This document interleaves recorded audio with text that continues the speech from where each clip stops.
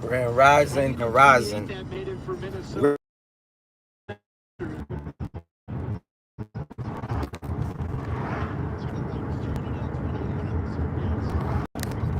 Look at that sun. Oh, my fault. So for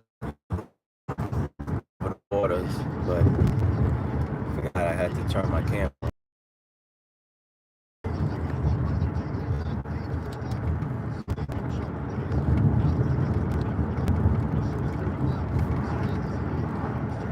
Yeah, I wanted to talk about that Stephen Carega story where it was a young melanated teen, young melanated black teen that was walking in his neighborhood where he actually lives in Sarasota, Florida, and a mob of white men was following him around, and one of them actually asked him, where's his freedom papers, which is nasty work to be asking a melanated person, where are their freedom papers? I think I've said it multiple times, on other people's platforms on YouTube, as well as on my own live, like, oh, how come I don't see you looking left and right, looking over your shoulder? And I told them I don't have to because, I know everyone in my neighborhood, and everyone in my neighborhood knows me. And I'm not talking about just like street only. No, I'm talking about 4 blocks. You know what I'm saying? 4 streets. They all know me and I all know them.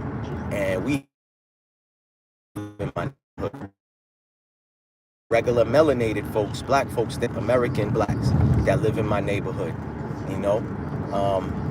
We have Haitians in my neighborhood. We have,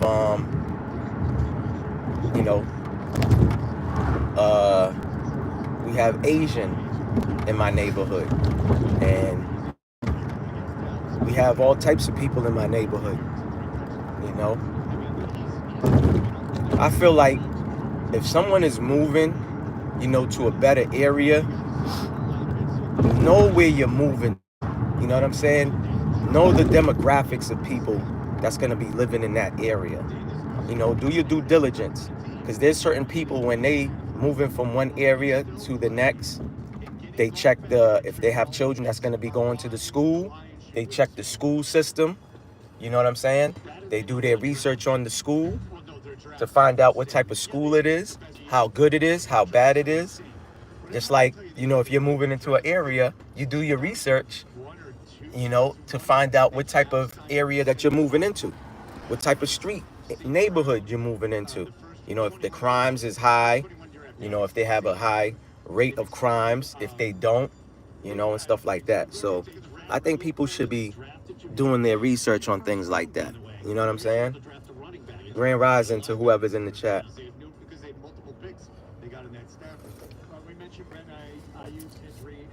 You know what I'm saying? So I think that's important. Just like people, when they purchasing a home or, moving to an apartment complex, condominium, they do diligence on, how many gas stations is in my area. Is there a supermarket in my area?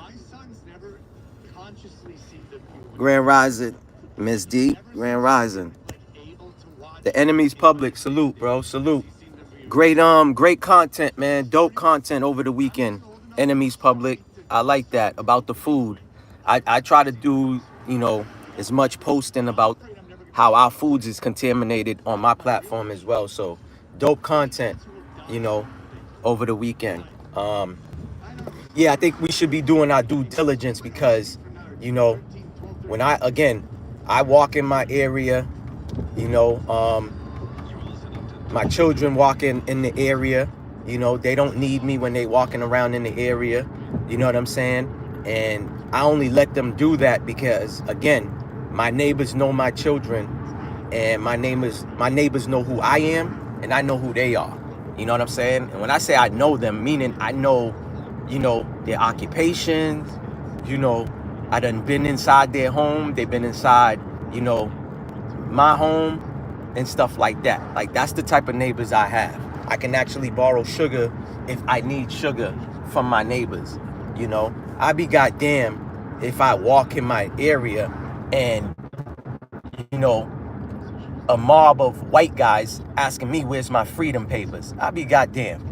Now, I'm not gonna lie, because I'm a person that always keep it 1,000. I keep it funky. When I first moved to that area, yeah, it was predominantly, the Jays that lived in that area. You get what I'm saying? It was predominantly Jays that lived in that area, and I still didn't have no issues. Now, I went to a school in Boston called South Boston High. Now, anyone from Boston would know this, and you can even do your research because it was in the news, it was in the papers. South Boston used to be predominantly Irish. That's all that lived there was Irish white folks that lived down there. This is where Irish mob leader Whitey Bulger is from, where I'm talking about. There's an infamous street called D Street. I don't care who you are, melanated wise.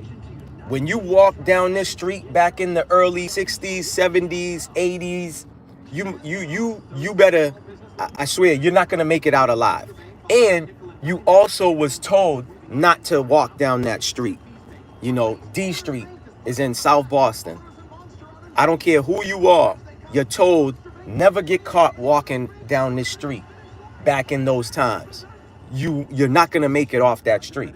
This is no lie. Now, I tell that story to say, so back in the early 90s when I was a freshman and I went to South Boston High, and I tried out for the basketball team.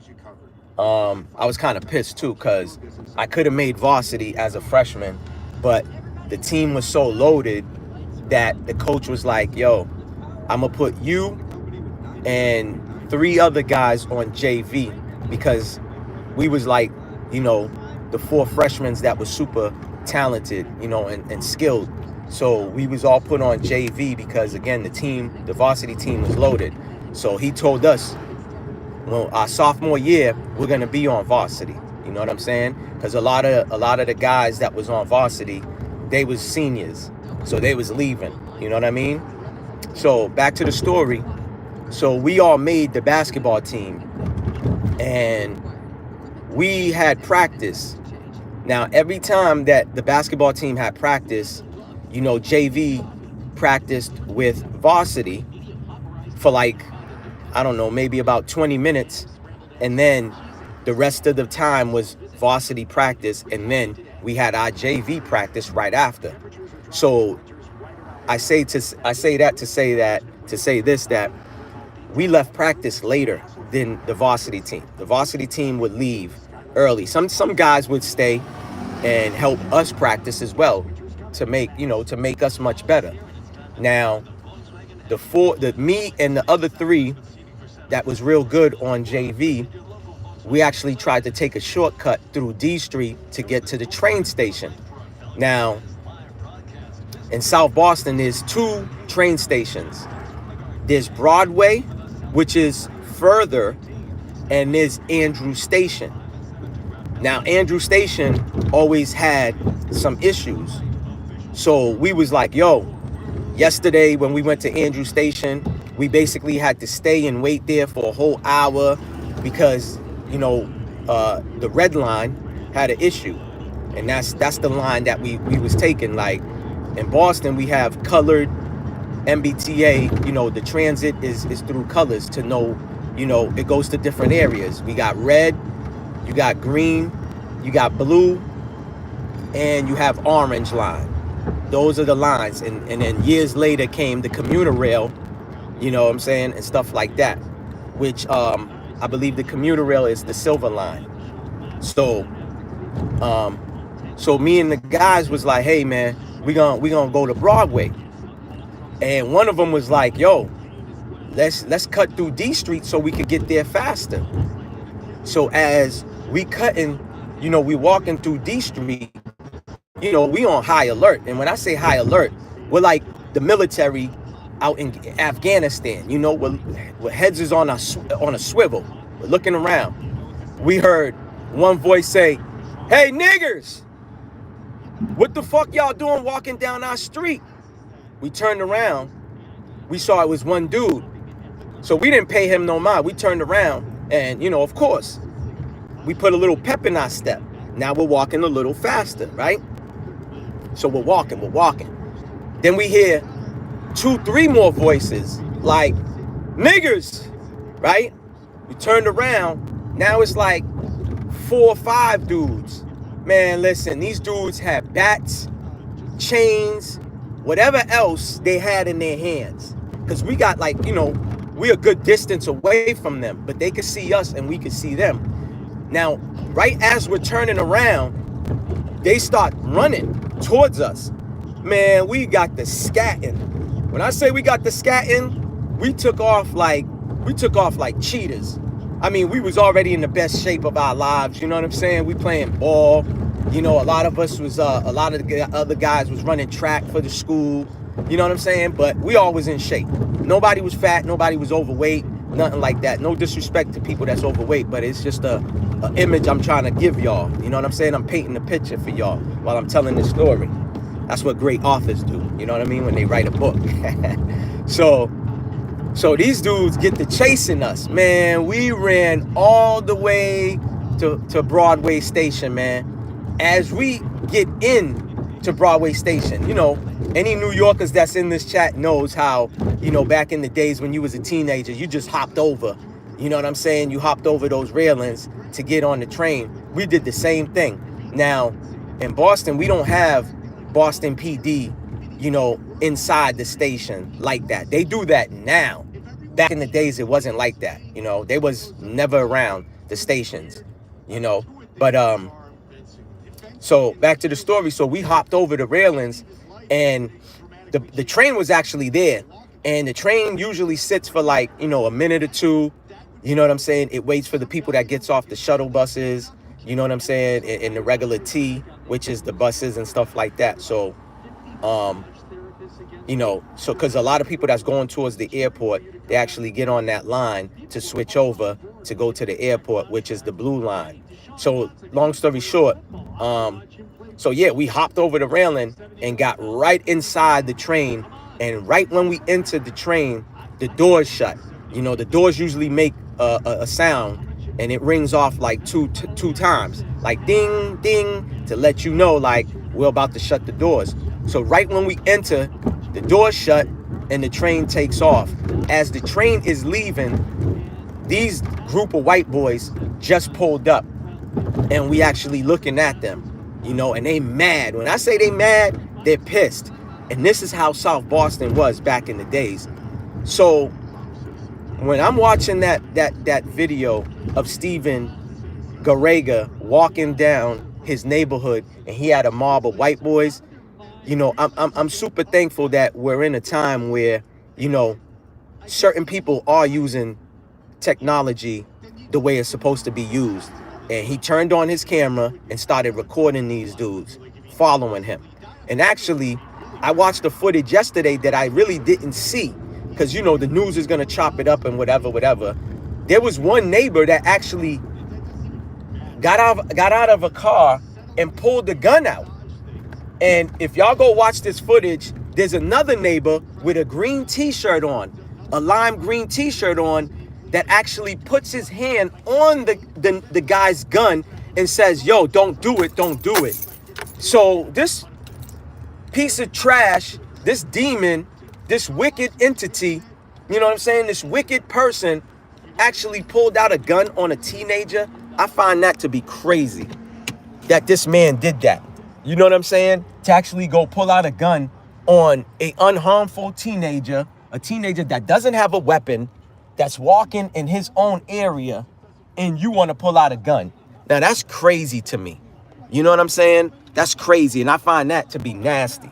You know what I'm saying? That a grown-ass man did that, and I think that's crazy to me.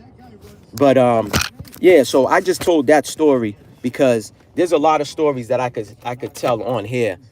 that where I had a lot of incidents like that growing up in Boston.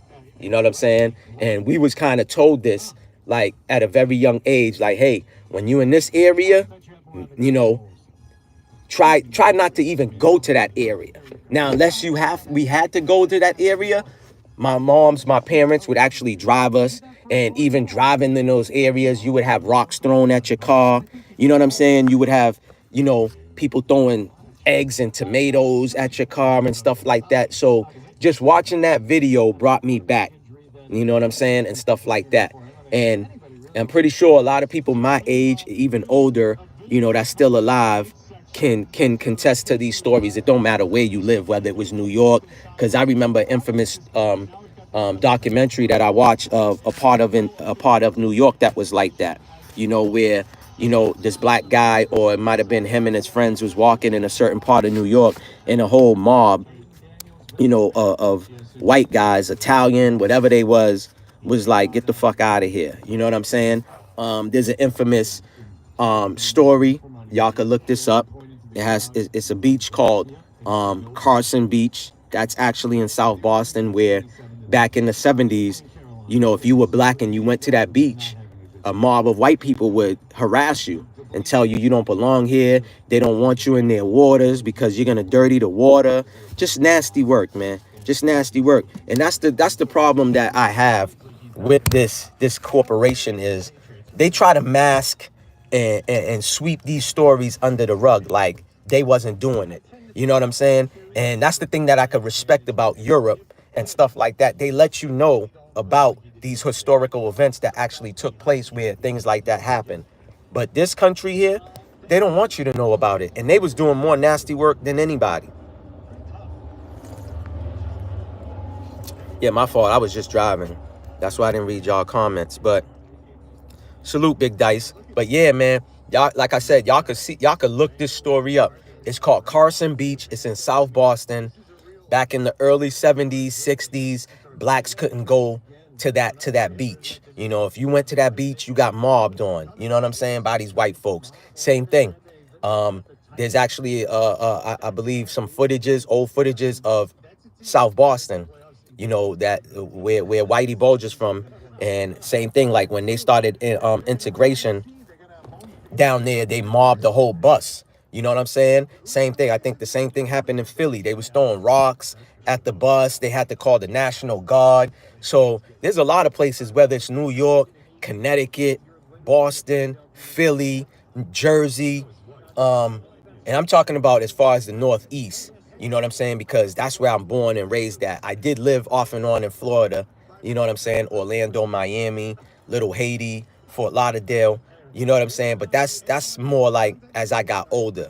I'm just speaking on just up north, the Northeast, how we faced a lot of racism. Like, I'd be goddamn if I walk in my neighborhood right now and a mob of white dudes is asking me where's my freedom papers at. Man, listen, man. Like, I don't even like promoting certain things, but I got something for people like that. Like, facts. That's why I said I'm thankful and I'm super grateful that I've been in my neighborhood for 20 plus years. So I know everyone and everyone knows me. And again, it's a melting pot. And that's a misconception too people have about Boston, that they watch a TV show and they think it's all like white people out here. Man, listen, man, only if y'all knew. Now, the ones who know, they know. You know what I'm saying? It's a melting pot. Like, matter of fact, there's a subscriber that be on a sports platform that I be on. He was just telling me like, yo, Maybach, I was just out in Boston. Yo, I love Boston. You know what I'm saying? I forgot where he lived at, but this was his first experience and his first time out here, and he loved it. He was like, yo, man, I love that clam chowder, man. He was talking about eating clam chowder and how good it tastes. You know what I'm saying? And he was like, yo, man, I saw mad black folks and stuff like that. Again, for anybody that do research and knows, they would know Boston is the third, biggest Haitian population behind New York and Miami. Third biggest. We have Jamaicans out here, but not like New York. New York outnumbers us in Jamaicans, but we outnumber Jamaicans and Haitians in Boston. You know what I'm saying? Matter of fact, this woman that I know, she actually sent me the statistics on how much Jamaicans is in New York. And I didn't even think the numbers was that high. I didn't know. So she sent me the statistics and showed it to me. I was like, wow, y'all definitely, quadruple us in Jamaicans. But we got a big, heavy West Indian population out here. And it's not just Haitian. Again, it's not just Jamaican. We heavy on the Trinis. We heavy on Bajans. We heavy on you know what I'm saying? We have Grenadans. We got people from St. Lucia. You know what I'm saying? Dominica as well too. And Dominica is kind of like Haitians. They speak a form of Creole, and we can actually communicate. It's just their dialect is a little different, but that don't make them different than us. You know what I'm saying? And that's the thing, man. People be sitting there causing separation, like, well, you're Haitian and I'm Jamaican, and you're Haitian and I'm Trini. Nigga, we all the same. We all from the islands. You know what I'm saying? And if we all have if we got that island blood, that Caribbean blood flowing through us, we all the same. It's just our language is different.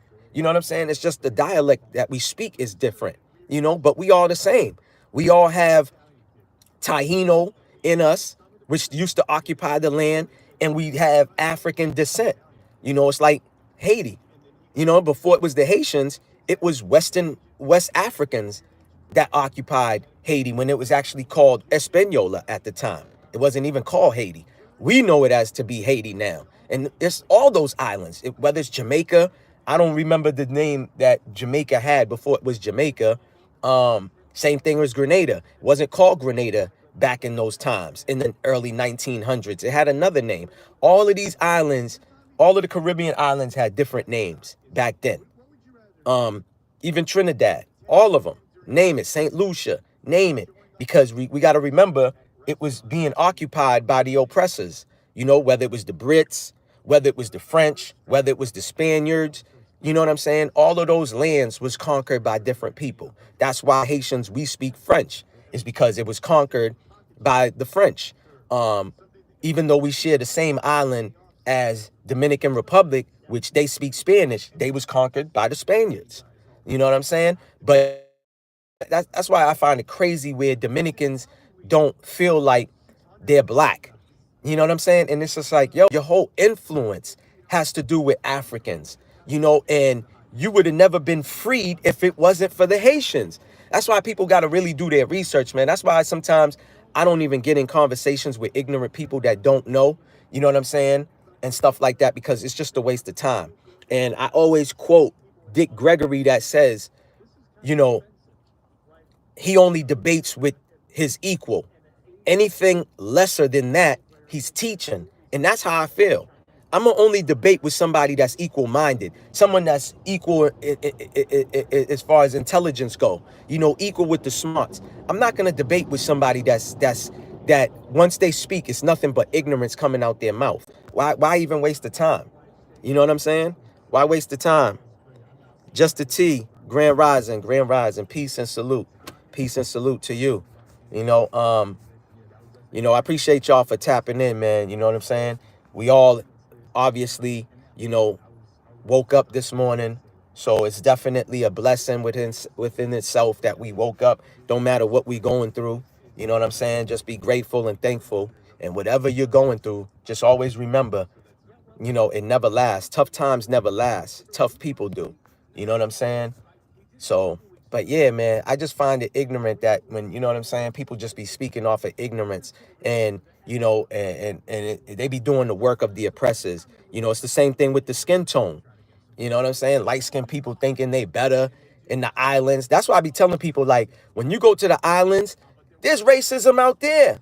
There's stereotypes out there. You got, you know what I'm saying? If your skin is darker, you're frowned upon. You know what I'm saying? And I was on a platform last night, and it was a great show. It went on for like hours, man. It was like 4 hours. I just kept tapping in and out, in and out.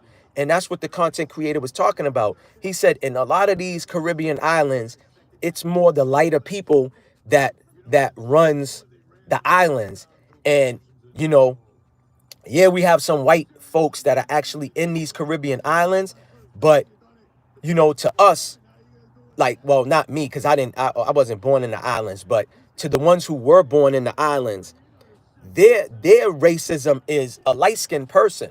The light-skinned person is equivalent to a white person out here, telling us that we ain't shit. or try, or you know what I'm saying, and talking to us a certain way. You know what I'm saying? So it's just sad that, to me, I just look at it like, damn, man, these oppressors did a good job. They did a good number on us, because there's a lot of, our great grandparents that, you know, even got bamboozled and subscribed to that. You know what I'm saying? They'll tell you, like, I think there was a saying that I heard last night on the platform where this dude, I think he's Grenadian, he said his moms told him, don't bring me a children, no, don't bring me no children that's gonna be running late. And I guess the dark skinned, child is always running late because the mother got to do their hair, you know what I'm saying, and stuff like that before school. So that child was always late. Yo, listen, man, that's a nasty saying to say to your son, that I don't want you to make grandchildren that's gonna be running late. But I understand and understand that point that he says, because in Haiti, they were saying stuff like that, but it was more off of like sayings like, yeah, make me a child, like your grandparents or your great great grandparents would say, like, yeah, make a child that got good hair. You know what I'm saying? Or it's kind of like a mulatto child who's super pale and has good, nice curly hair, and it's just like, yo, it's nasty. Like, I would never say that to my children, man. I have a son and a daughter, and I would never say that to them. You know what I'm saying? Oh, make me a child with good hair.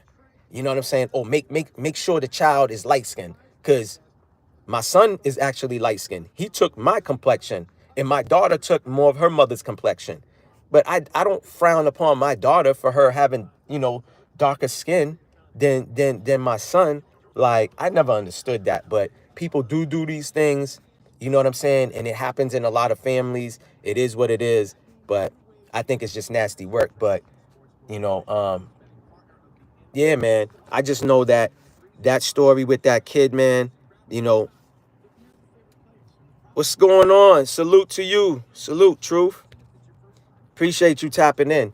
But yeah, man, like, that kid, man, I'm just happy and thankful that he made it out there alive. He recorded that white mob, following him. And like I said, one grown ass man's gonna pull out a gun. Listen, man, I wish a fucking white dude in my area asked me for my freedom paper.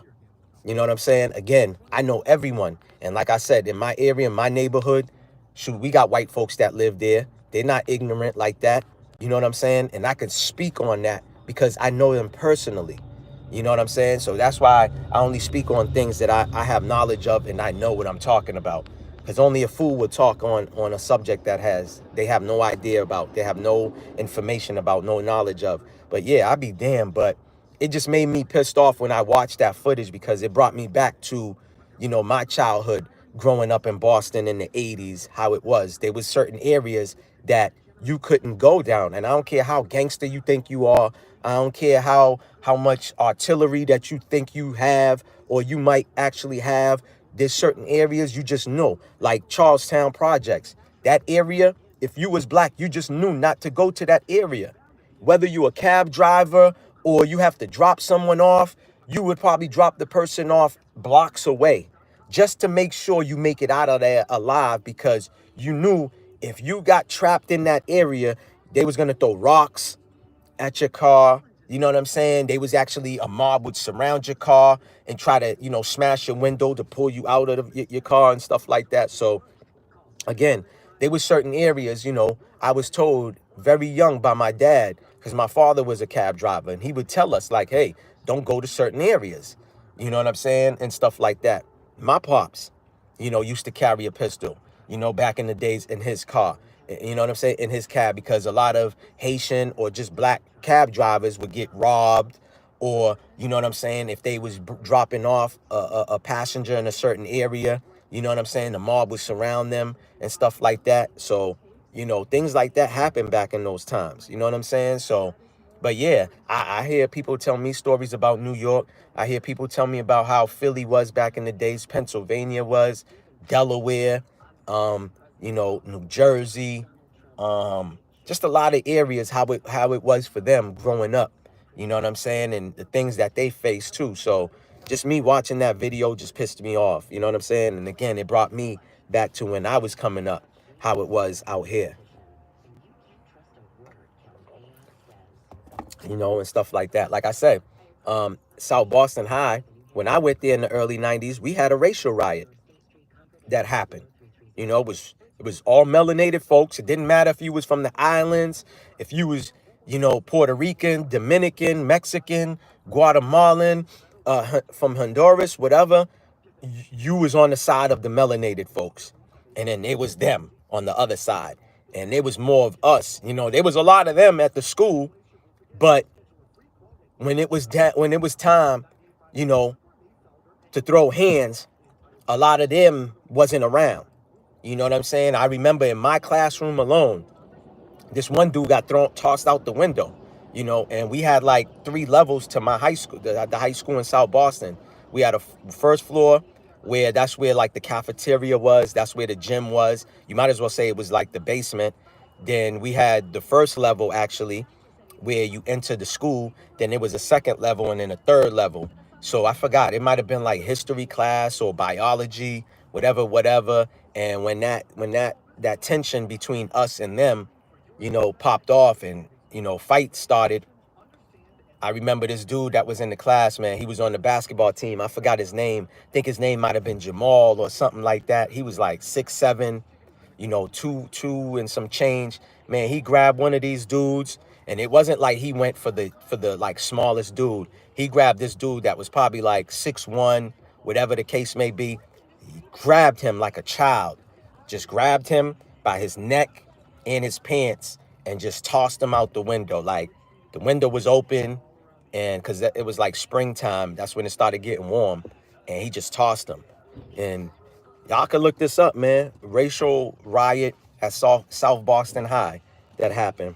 This was in the early 90s and shit like that. But yeah, man, like then we started protesting and all that other stuff. I know basically when that happened, that's when my parents was like, oh, nah, hell no. You ain't going back to that school. You're going to transfer and all that other stuff. Because I had actually told my dad about the story about how, me and three other dudes from the basketball team got chased down D Street. And my father was pissed. He was like, didn't I tell you never walk down D Street? I already told you don't walk down D Street because how racist they are, you know what I'm saying, and stuff like that. And like, again, like I said, back in those times, South Boston was an Irish town. It was an Irish city. If you ever heard about the North End in Boston, the North End was predominantly, well, basically it wasn't predominantly, it was all Italian that lived down there. You know what I'm saying? It was nothing but Italians that live now down the North End. Now the way those cities are, those areas are, everybody and anybody could go to those cities with no problem. You can go down the North End because they have the best Italian pastries down there. Y'all could look this up. You know what I'm saying? Like the best Italian pastries is down there, and they got the best pizza shops down in those areas. You can actually go there, and you don't have to have your head on a swivel while you're inside the pizza shop enjoying a pizza. You know what I'm saying? So those areas are super different now. You know what I mean? Philly OG, peace and salute, bro. Peace and salute, Grand Rising. Much love to your family, man.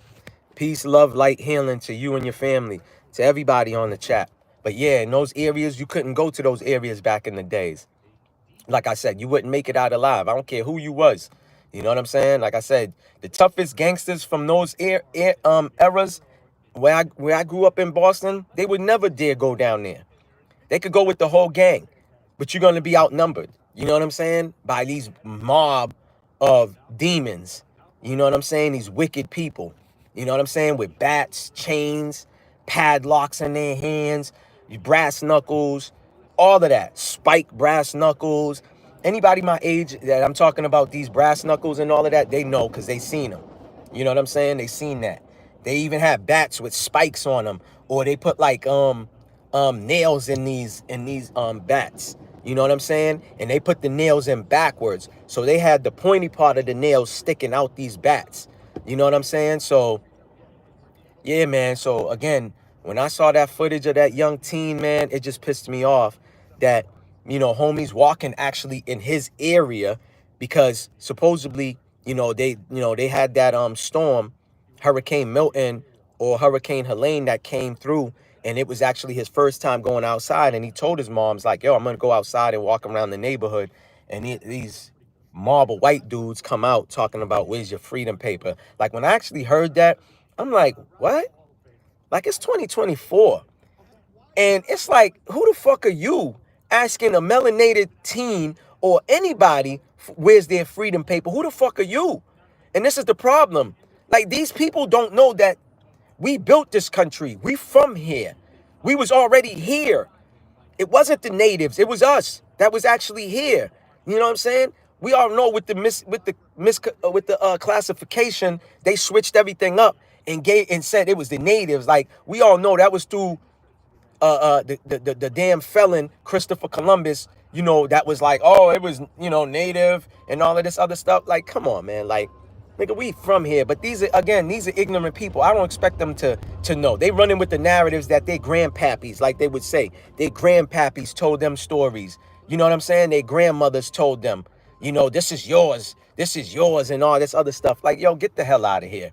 Like, if you watch the movie Gangs of New York, these Irish folks were slaves. They was coming over here, and they was the minority coming over here, getting yelled at, getting screamed at, having issues and all of that. Like, Leonardo DiCaprio's in that movie, and they exposed the truth. Now, we got to remember, they exposed some of the truth in these films, in these movies. But again, man, when you don't know, you know what I'm saying? When you don't know, you just don't know. You're lost. You're lost in the sauce. But yeah, man, that footage just pissed me off. You know what I'm saying? With that kid. And they asking him where's his freedom paper, man. I'd be goddamn. You know what I'm saying? And stuff like that. Again, that's why I like my area, man. We got former military, you know, we got vets around that area. You know what I'm saying? All types of people. And we all get along. Ain't nobody thinking they better, you know what I'm saying, than the next. Yeah, one person or a few people might have more money, but everybody, for the most part, everybody's humble. And again, you know, I've been to some of my neighbors' homes and stuff like that. There's some that I never been inside their homes, but I've had conversations with them. You know what I'm saying? Like a whole hour of conversation, just picking their brains, because that's how you're going to know who you live next to, man, you know, and stuff like that. You ask them a few characteristic questions, see how they answer it. You know what I mean? And stuff like that. But yeah, man, I'm not going to be on here too long. You know, I got things I got to do, some errands that I got to run. But I'll probably go live a little later and tap in. You know what I'm saying? I know it's the AM. You know what I'm saying? And stuff like that. But I appreciate everyone who tapped in. You know what I'm saying? Grand rising to y'all. Peace. Salute to all of y'all. You know, peace, love, light, healing to all of y'all and y'all families. You know what I'm saying? You know, it's always gratitude. I appreciate y'all. But yeah, I'll tap in. Y'all enjoy the rest of your day. Y'all already know it's Maybach Mel 1804, and I'm out. Peace.